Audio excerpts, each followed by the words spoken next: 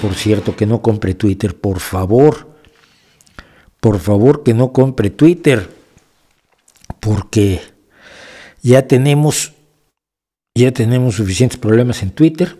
Es una plataforma que funciona, pero que tiene graves problemas, pero al menos se preocupa por su negocio.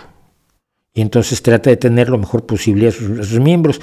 Pero si la conviertes en el juguete de un tipo absolutamente desquiciado como es Elon Musk, alguien que cree que es libertariano porque él se hizo a sí mismo cuando estuvo en una escuela pública, cuando ha recibido miles de millones de dólares en subsidios, ¿a dónde vas? ¿Qué crees que eres? Es que yo soy un innovador. ¿Se te ocurrió PayPal? Vale, buena idea. Tampoco es lo más original del mundo, pero vale. Pero todo lo demás lo han hecho tus ingenieros, papá. A ti no se te ha ocurrido nada. Entonces se te ocurre que quieres comprar algo y lo compras ingenieros para hacer una agencia espacial, pero tú no puedes hacer una fórmula de las que usan esos ingenieros, ni la más elemental que usan esos ingenieros, la puedes manejar tú. Así que calma, no compres Twitter, por favor, Elon.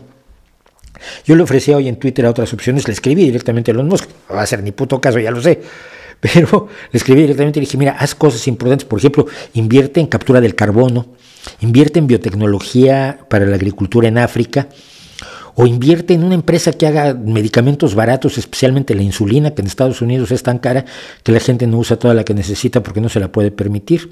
Y vas a pasar a la historia, deja Twitter en paz y ocúpate de esto, que es mucho más valioso.